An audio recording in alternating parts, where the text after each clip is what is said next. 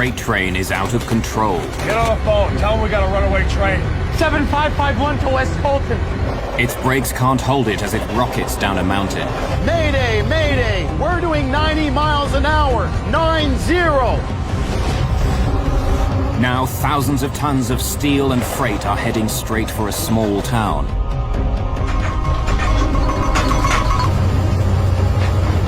We're gonna die on that curve. An innocent mistake risks the lives of everyone on board and many more in the town below.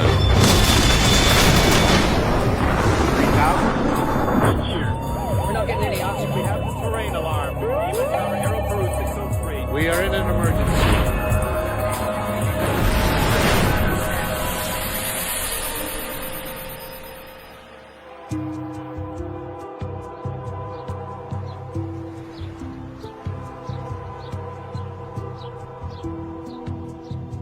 San Bernardino, California, a quiet suburban town at the foot of the San Gabriel Mountains. It's a great place to raise a family, in between the emptiness of the Mojave Desert and the bustle of Los Angeles. When we had problems in the neighborhood, we could go to one another, and it was a very nice neighborhood. But in 1989, San Bernardino is rocked by two disasters. 6 people are killed, 18 houses are completely destroyed. It begins with an out-of-control train. 60, 70, 80! And ends with a raging fire. You could see a huge cloud of black smoke in the air. The scene looked like Dante's Inferno. The disasters appear linked, but they happen more than a week apart. Investigators comb through the wreckage to find the hidden connection. Help! Somebody help me! They uncover a series of shocking decisions which have deadly consequences for some and scar a town forever.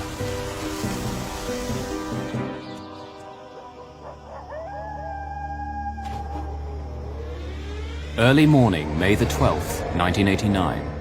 On a railroad siding in the desert, a freight train waits to head up over California's San Gabriel Mountains. Frank Holland is the chief engineer for Southern Pacific Freight Train number 7551 East.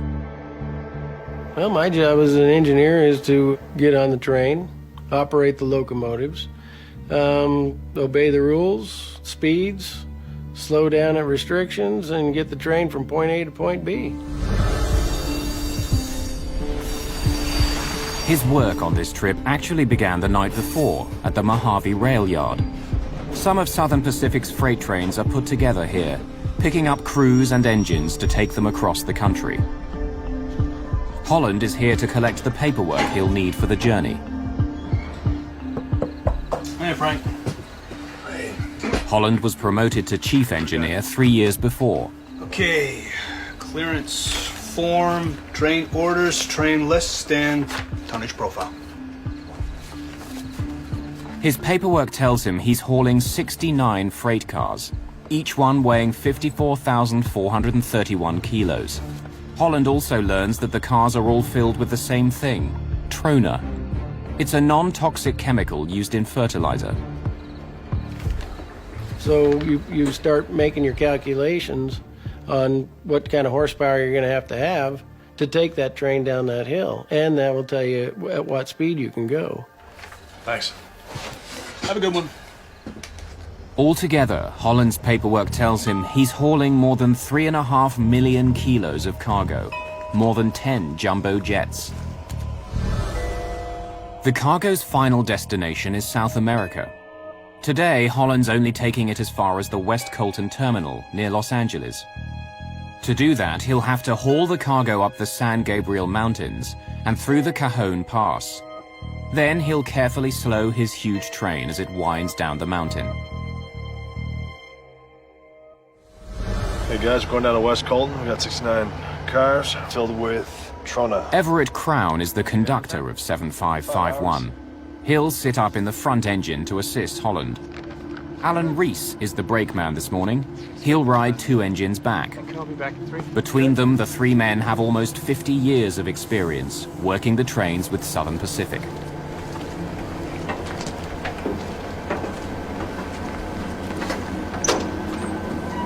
To make sure he has enough power to move his train up and down the mountain, Holland has asked for a little assistance. Southern Pacific dispatchers sent him 2 helper engines. Lawrence Hill is the engineer at the back. Robert Waterbury is his brakeman. While they've run this route before, it's not where they normally work. They don't know the weight of the cargo they're helping to haul, and they don't ask. 7551 East now has 4 engines up front and 2 behind.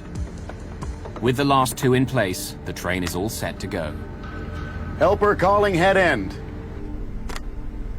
Head end. Coupled and ready to go. Roger that.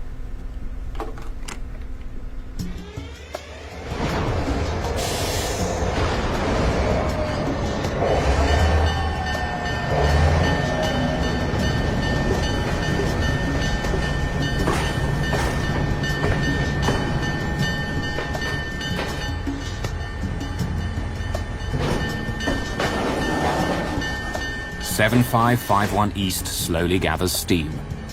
In just an hour and a half, it'll reach the top of the mountains, the 1,300-meter-high Cajon Pass.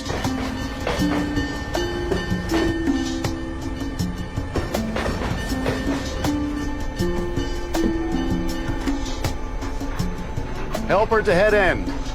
Head end. We've cleared the siding. Thank you.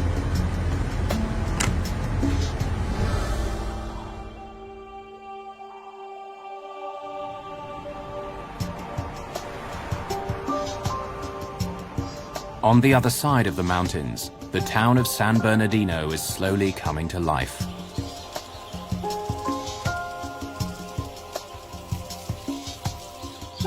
The Muscoy section is a fairly new development on the northwestern edge of the town.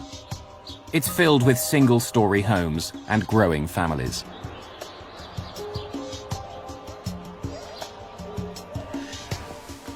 Christopher Shaw is waking up at 2326 Duffy Street. It's his mother's house, but after a fight with his girlfriend, he'd spent the night. Across the street, Ruth Green has succeeded in getting 3 children out of bed and off to school. Her only daughter, Lavon, is staying home. It's just my daughter and I, and we're just making ready for what we considered a normal morning. We had had our breakfast and was straightening up in the kitchen. One of the only things people don't like about this part of San Bernardino is the train tracks. Trains race by on top of a 6-meter-high levee. Some of the houses on Duffy Street back right up to the tracks. When the homes went up for sale, the realtor was showing my husband a home that was on the same side of the street as the tracks. The tracks would have been behind our home, and he said no, he didn't want that. Just after 7 a.m., 7551 East reaches the highest point of its trip, the Cajon Pass. It's all downhill from here.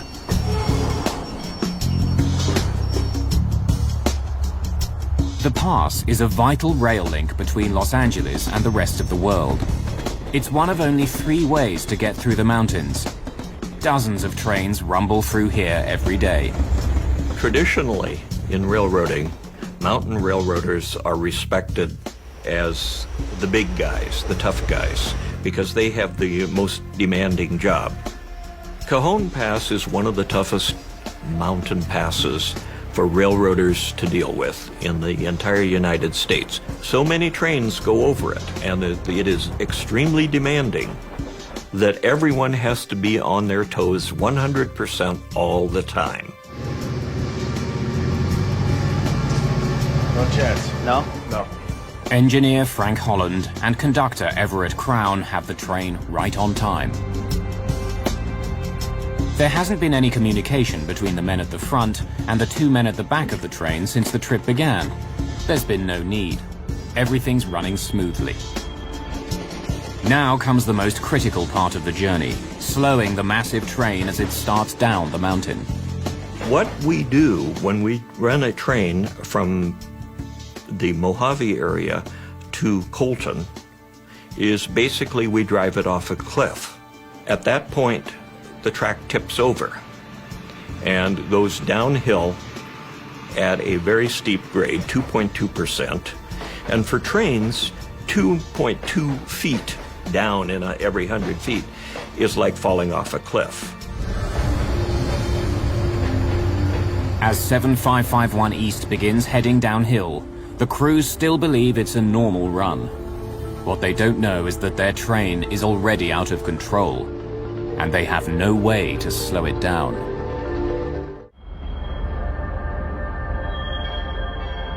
May the 12th, 1989. Just after 7 in the morning, Southern Pacific Freight Train 7551 East begins the long, slow descent from the top of the San Gabriel Mountains. The massive train is hauling 69 cars full of freight. At the bottom of the hill, the sleepy town of San Bernardino, California. As the tracks start dipping downhill, engineer Frank Holland first applies his dynamic brakes. They slow each of the 6 engines, reducing the speed of the entire train. He's only allowed to go 48 kilometers an hour through the pass. He checks in with Lawrence Hill, the engineer in the helper engine at the back of the train, to make sure he can maintain his speed. Calling the helper. This is the helper. You got all your dynamics? Yeah, I'm in full. Roger that.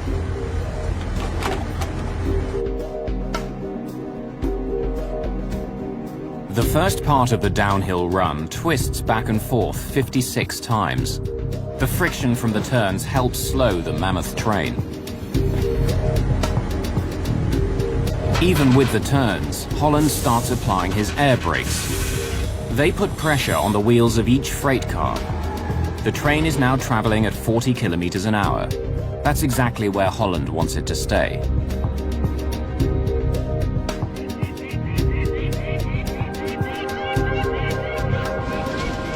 Once through the curves, though, Holland's brakeman Everett Crown notices that the train is picking up speed. Frank, we're at 30. Should be at 25.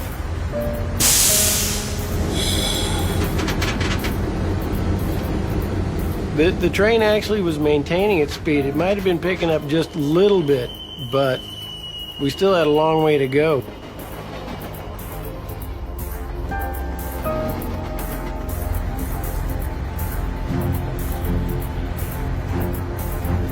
It's creeping. Confused, Holland continues to increase the pressure on the air brakes. But the train just keeps going faster. By the time it reached 40 miles an hour, I was very concerned. The train was speeding.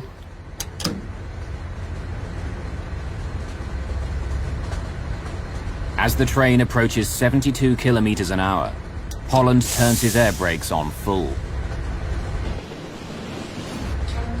But it doesn't help.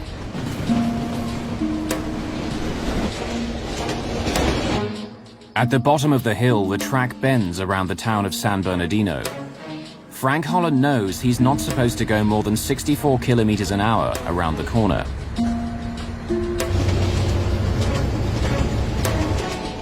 Partway down the hill, he's already going much faster than that. Ruth Green's husband has left for work. Her 3 youngest children are off to school. Across the street, Chris Shaw is just about to take a shower. Engineer Frank Holland knows there are several houses that are right in the way if his train comes off the track. I've been over that territory many times, and yeah, I knew that there was a curve coming down there that we weren't going to make.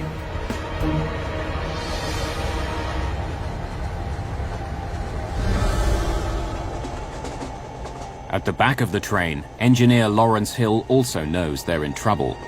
The air brakes are turned on full, but the train isn't slowing down at all. Something must be wrong up there. Without talking to the front of the train, Hill slams on the train's emergency brakes. It's their last chance. The train at that point tried to slow down a little bit. A couple seconds later, it was off to the races. It just took off like a rocket. The speed was going up so fast, I couldn't even believe it.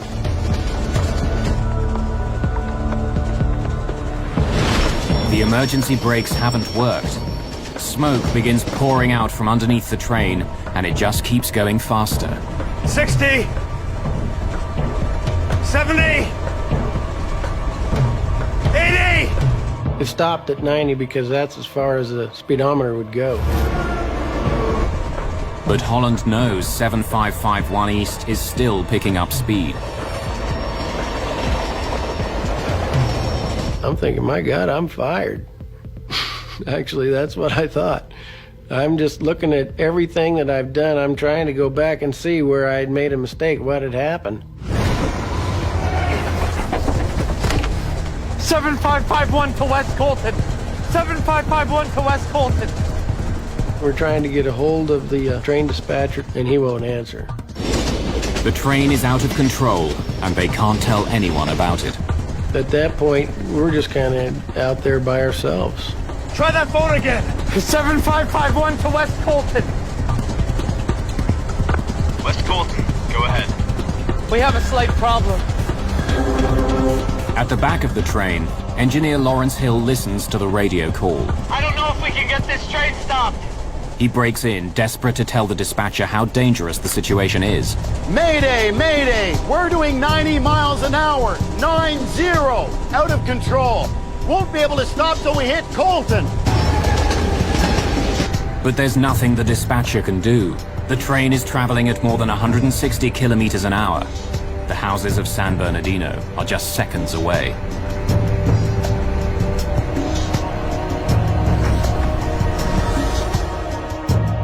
Down in the town, a strange rumbling breaks the morning calm. My house began to vibrate. The house was rattling so hard, I would have thought that the windows would have broke. It just got worse and worse. By then, I realized it was the train.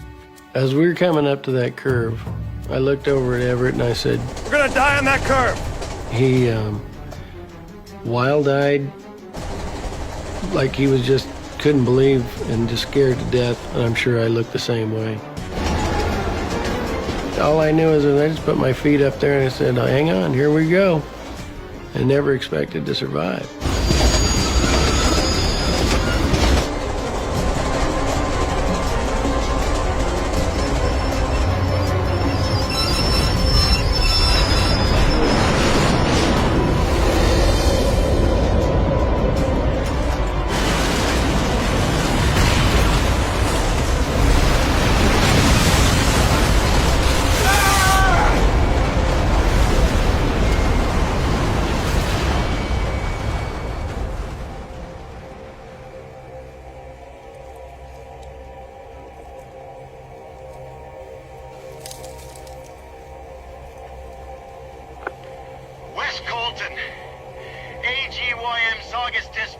Please come in.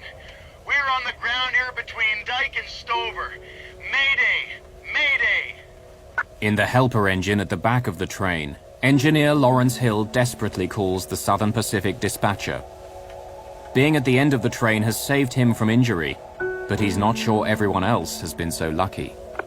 SP7551! Anybody, please come in! It takes more than a minute for Hill to get a response to his frantic call. Saugus Dispatcher, 7551 East, over. Saugus Dispatcher, we are all over the ground here. I haven't heard anything from the head end. They may need some assistance. We went on the ground.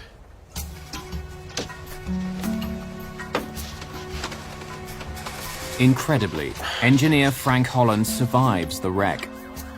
The man in charge of the train crawls away from his ruined engine, the first of the cars to derail. Everett, where's Everett? We gotta get him. He's still inside. Let's get you down first. He's helped out of the train by eyewitnesses to the disaster. When they pulled me off of the locomotive and set me down, it was just, I just couldn't believe it. The cars were just mangled, the locomotives were destroyed. It was just, unbelievable devastation. I look back at that and I went, oh my God, what did I do?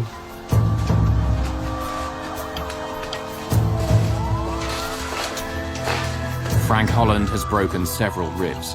One of his lungs is punctured. The man who was riding with him, Everett Crown, is soon found dead. As is Alan Reese, the brakeman who was riding in the third engine.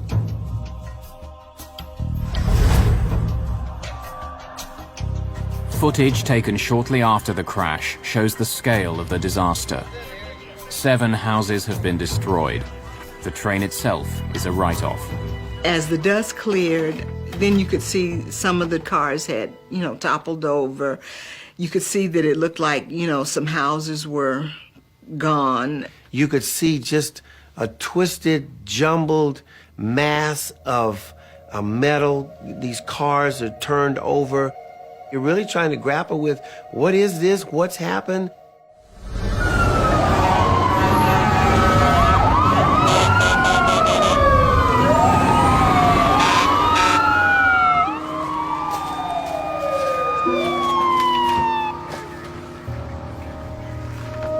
Alan Simpson is a battalion chief with the San Bernardino Fire Department.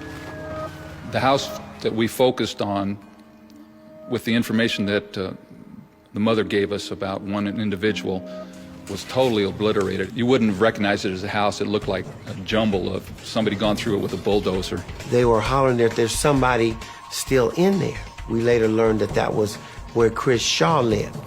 And when you looked at that house, it was like you'd say there was no way anybody could still be alive under all of that rubble and wreckage. The wreckage is also hiding an explosive problem no one in the neighborhood knew about. Running alongside the railway, about 2 meters below the ground, is a pipeline carrying fuel back up the mountain.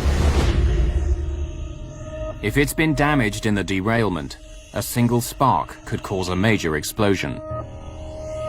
Prior to this incident, we were not aware that this pipeline existed and ran directly behind our homes. The thought's always in the back of your mind if you have something like that. This is major, 14-inch pipe full of pressurized fuel. We know what that's going to do if it ruptures. The pipeline is operated by the Kalnev Pipeline Company. It pulls hundreds of barrels of fuel from the pipe, trying to reduce the size of any potential explosion. But much more fuel remains behind. Automatic safety valves in the pipeline that are supposed to shut off individual sections aren't working. The company can't completely drain the area under the derailment. Almost 3 hours after the crash, rescue workers find the body of a small child. He's the second young boy killed in the disaster. Well, after we recovered the 2 children from the one house, there wasn't a lot of hope for finding anybody else at that point. But you never give up hope. You always keep trying. But there's pressure to wind the search down. Every moment spent looking for Chris Shaw further delays the cleanup. And Kalnev can't check the pipeline properly until the rail cars are gone. An entire neighborhood holds its breath. Is there any chance Shaw could possibly have lived through the disaster? Southern Pacific Train 7551 East has crashed into San Bernardino, California. 4 people are dead, and an entire neighborhood has been evacuated. A gas pipeline under the wreck hasn't been checked yet. Chris Shaw was in one of the houses destroyed when the train derailed. 12 hours later, he's still missing. George Avery, a firefighter for less than a year, takes his shift at the crash site. We were ordered to relieve the crews that were trying to search for a body. And at that time, they thought it was a body recovery. Shaw is the last person in the neighborhood still to be accounted for. Workers ask his mother to draw a map of the house. She tells them her son was in the bathroom when the train derailed. Workers concentrate their final search effort there.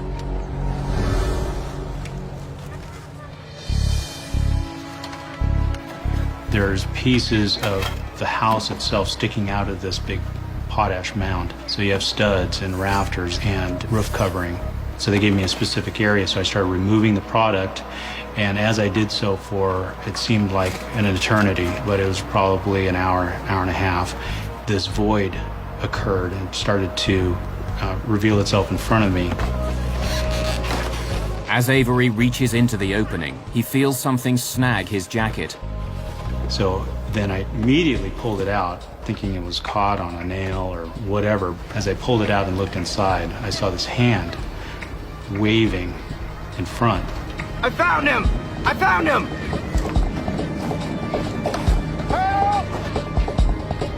Somebody help me!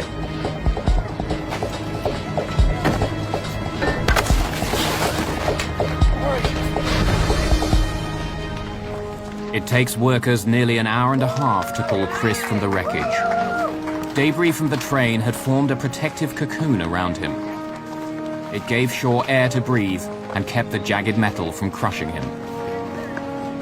We were absolutely amazed that he lived, especially that long. We're talking about most of the day. Really didn't think he had much of a chance, so when he came up out of there, it was just stunning. With Shaw's rescue, everyone in the neighborhood and on the train has been found. The wreck of 7551 East has killed 4 people, injured 4 more, and totally destroyed 7 houses.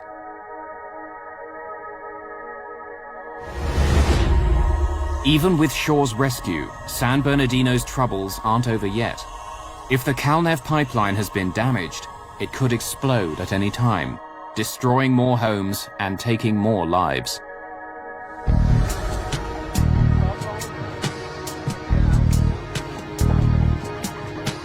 With that threat hanging over the neighborhood, the search for the cause of the derailment begins. William Pugh and Russell Quimby are with the National Transportation Safety Board. By the time the team got there, it was fairly late and it was dark, and the scene looked like Dante's Inferno. A lot of wreckage, a lot of parts still, particularly the brake parts, wheels, red hot, still after 12 hours. Wheels had gotten so hot they'd literally expanded off the axles. The friction between the wheels, the brakes, and the tracks was so intense that the wheels themselves began to liquefy, turning to molten steel as the train sped down the hill. Investigators know the train's brakes couldn't slow it down, but why?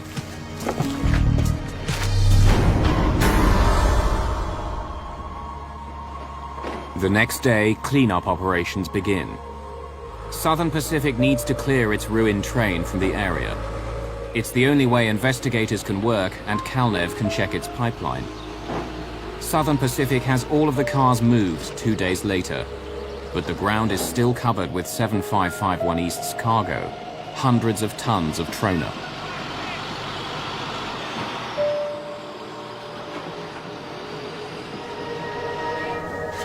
Kalnev begins clearing the trona along the route of the pipeline. It's the quickest way to inspect the line, and it keeps the heavy equipment away. They made 5 or 6 excavations down to the pipeline to visually look at the pipeline. They felt comfortable that nothing had penetrated to the depth of the pipeline. The fuel is under incredible pressure. Any damage could lead to a massive leak and possible explosion. But Kalnev finds nothing. The depth of the pipe has shielded it from the storm above. The pipeline is a vital source of gas for Las Vegas, almost 320 kilometers away. It supplies both civilian and military customers in the desert. There's pressure to get the gas moving again. There were a number of people in the community that thought it should not be open, and supposedly people in Las Vegas had said that they had cars that were worth more than our homes on Duffy Street, and so fire up the pipeline. Just 4 days after the derailment, the pipeline is restarted. Kalnev watches for any drop in pressure. It would mean fuel was escaping, that there was a leak somewhere in the system. but it holds.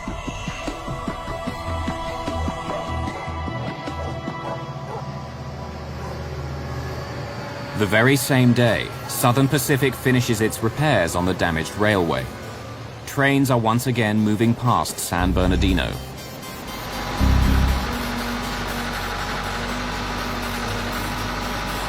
The cleanup isn't quite finished though. More of the ash-like cargo of train 7551 East is littered across the area. Heavy machinery comes in to dig it up and haul it away. The huge machines could easily damage the pipeline, so it's carefully marked with stakes. I told my husband one evening that I smelled gas, but we had been reassured that they had inspected this line and that there were no leaks. I was at the accident site until it was finally cleaned up and there was a fence put around the area and secured. And it looked like everything was fine.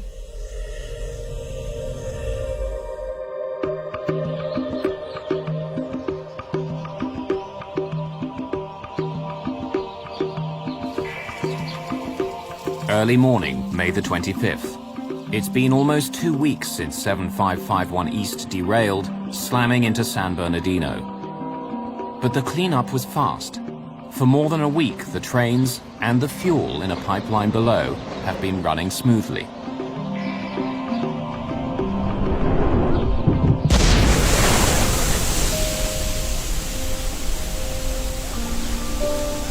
Then, from a clear sky, rain seems to fall.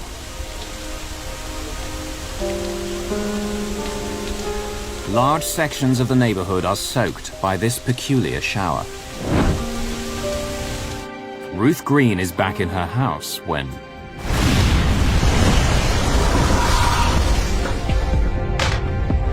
For the second time in a month, she's confronted with a horrifying sight. To the left of me, as far as I could see up, down, or side to side, was nothing but a big wall of fire. I got to the front door, the neighbors were screaming, "Get out, get out." I ran for my life.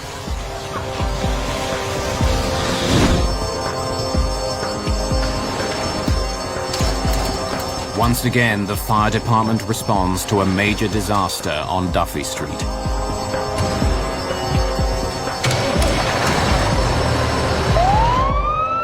As we're getting the call and getting on the rig and opening the door, there was no doubt in my mind what that was. You could see a huge column of smoke and flame, and I knew immediately it had to be the pipeline. A tower of smoke and flame reaches more than 100 meters into the sky. Initially, when we got in there, we were so close that the plastic lenses on the front of the engine melted. Several of the turn signals, part of the red lights, melted. There was an intense noise coming from this pipeline where it had ruptured. It sounded like a jet engine. Deafening is how I would describe it. And we dealt with that all day long. Local firefighters aren't the only ones called back to the scene. I got a call to report to the chairman's office. I went down to the chairman's office, notified that the pipeline blew up, and that I should get my team together again. The area looked more or less like a war zone, where a lot of damage, a lot of fire damage had been done. Houses in the area were incinerated. Once again, Calnev, which runs the pipeline, can't shut its emergency valves. Almost 2 million liters of fuel burn for more than 7 hours. By the time the flames are out, 2 people are dead. 3 more are injured. Another 11 houses have been destroyed. The residents of San Bernardino are in shock. They talked about the fact that one of the people that died, that all they really could find was their shoes that were left in one spot. And that, you know, the mental picture of that, it troubles you quite a bit. After the fire, it was over for me. I couldn't see myself living in the house anymore. It really scared me just that bad. What people here will soon learn is that all of the damage, pain, and suffering is the result of a simple, horrifying mistake.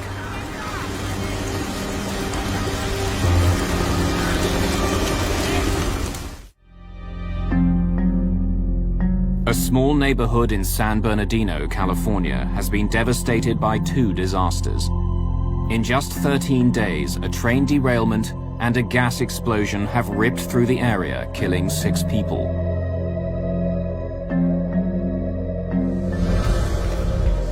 Investigators with the National Transportation Safety Board study both accidents. With the train crash, they focus on black boxes, which were recovered from 3 of the engines. And that records distance, speed, throttle position, air brake pressures that we tried to figure out what speed the train eventually got to. It exceeded the graph.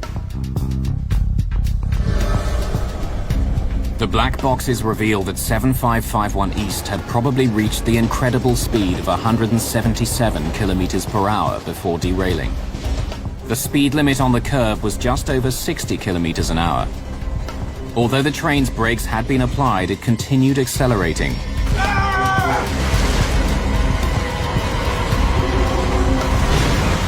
How had the train become so out of control? Almost all accidents are a chain of events that link together to cause the accident. Of course, any one point, if you'd broken that link, the accident wouldn't have occurred. Like other freight trains, 7551 East has 2 different systems to slow it down: dynamic brakes and air brakes. Air brakes push a block against the wheels of each freight car. The greater the pressure applied to the block, the slower the train goes. Investigators learned that the air brakes were working properly as the train started down the hill. As the train sped up, though, engineer Frank Holland maintained pressure on the air brakes. The heat created by the brakes became so intense that they melted. By the time of the crash, they were useless. The team turns its focus to the dynamic brakes. The dynamic brakes harness a magnetic field created by the engine's main generator. They reverse the magnetic field, which slows the axles on the locomotive. There were 4 engines at the front of the train, and 2 at the back. Before beginning his trip, engineer Frank Holland knew that his second engine wasn't working at all, and that the dynamic brakes on his 4th engine were only working sporadically. Still, it was more than enough. We figured that with the units that we had on the head end and the 2 helpers that they gave us later on, we could do 30 miles an hour down that grade with no problem. When his train starts down the mountain, Holland has it under control. With the brakes he has, he should be able to hold his speed, but he can't. Frank, we're at 30. Should be at 25. It's creeping. What the NTSB investigators discover from the black boxes is stunning. The brakes on the 3rd engine at the front of the train didn't work at all as 7551 East gathered speed. During the trip, Holland had even checked with the brakeman in the 3rd engine. Alan, Yeah, what are your dynamics like? they're revving.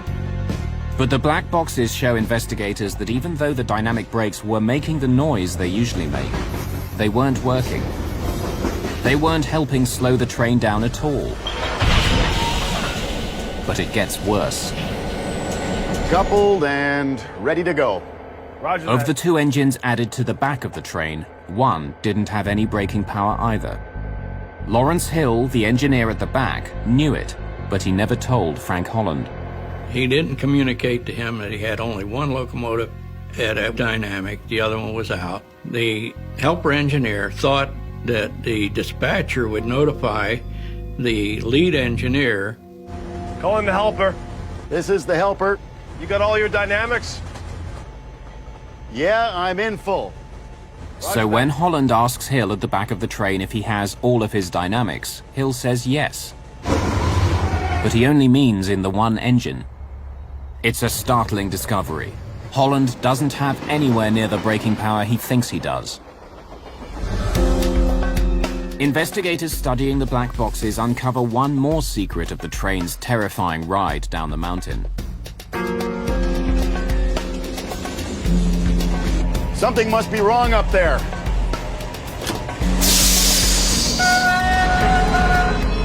When Lawrence Hill pulled the emergency brakes, he actually cancelled out the dynamic brakes. It's a safety feature to keep the wheels from locking and the train from sliding down the tracks. In this case, with the air brakes melting, the dynamic brakes were the only thing holding the train back. Putting the emergency brakes on actually sped the train up. When the emergency brakes are applied, what happens is you lose your dynamic braking and you've got a runaway train now. But Pugh is still puzzled. According to all the paperwork, 7551 East was hauling 3.5 million kilos of cargo. At that weight, even with his crippled engines, Holland should have been able to hold his speed going down the mountain. To find out why he couldn't, investigators turned their attention to the days before the accident.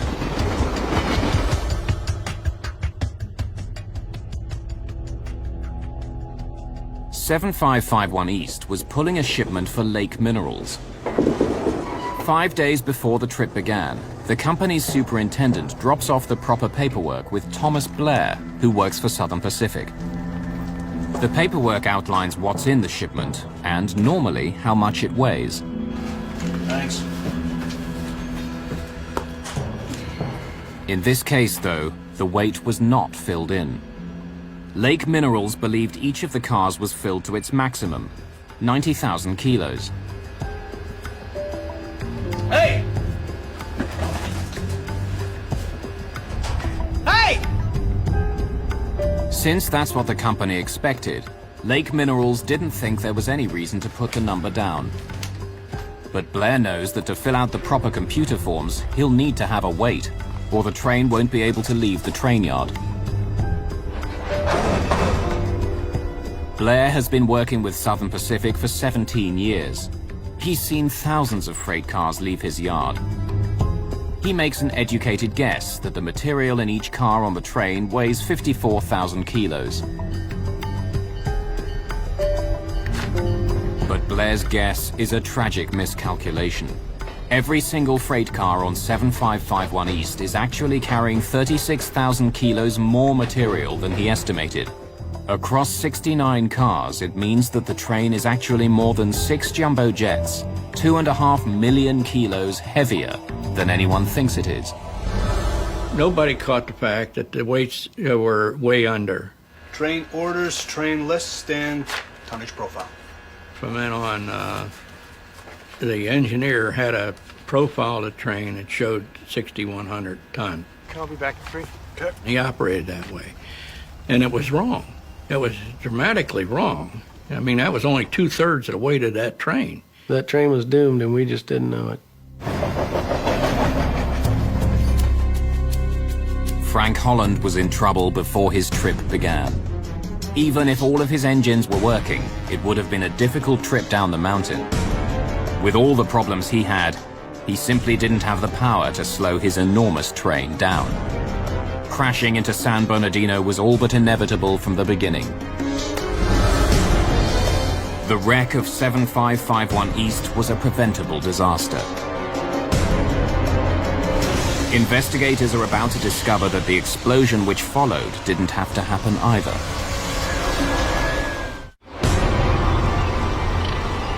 In May of 1989, twin disasters shatter the town of San Bernardino, California. A train derailment and a gas line explosion kill 6 people and destroy more than a dozen houses. Investigators comb through the ashes to learn how the two events are linked.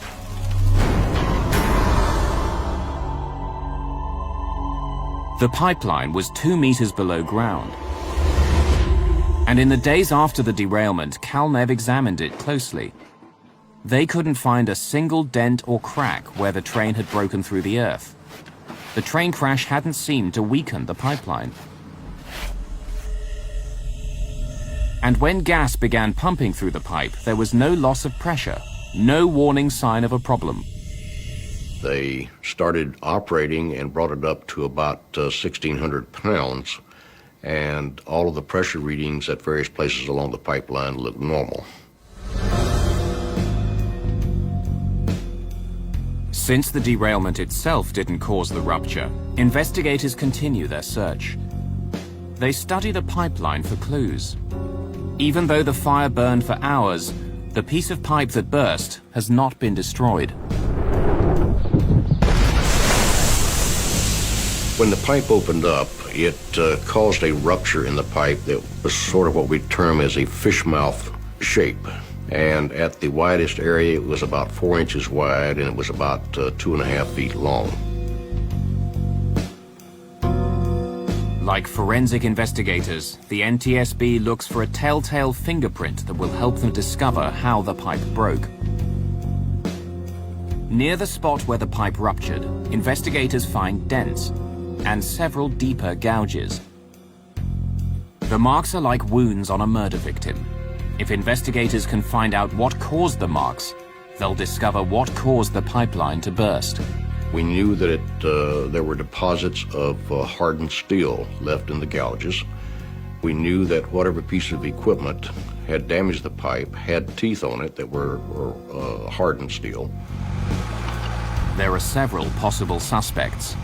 A number of front-end loaders and one large backhoe used during the cleanup all had hardened steel teeth. But Batten can never pinpoint the blame. Well, the NTSB determined that the damage to the pipeline was done during one of two phases, either the cleanup of the train wreckage or it was done during the time in which the trona was being cleaned up after the train wreckage had been removed. Two mistakes resulted in a pair of disasters for San Bernardino and the death of 6 people.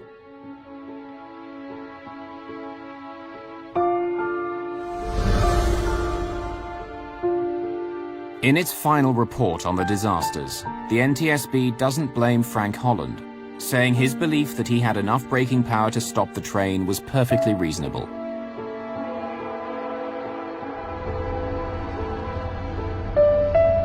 Holland still rides the rails, but he's never made the trip down the San Gabriel Mountains again. Psychologically, I just don't think I could take it.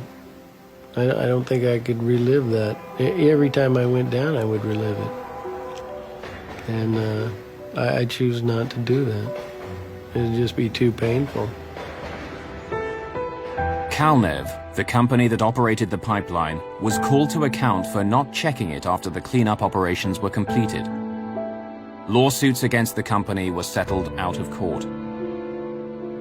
Calnev, in hindsight, I think would agree that they should have been much more thorough in their inspection. They got comfortable with what they saw, and they made an assessment without adequate information that it was an undamaged pipeline and okay to operate. Thomas Blair, who incorrectly filled in the paperwork, was never charged. But after the disaster, Southern Pacific changed its rules so that every freight car without a specified weight was assumed to be carrying its maximum allowable load. Southern Pacific also settled a number of lawsuits out of court. The company no longer exists. It was bought out years after the disaster.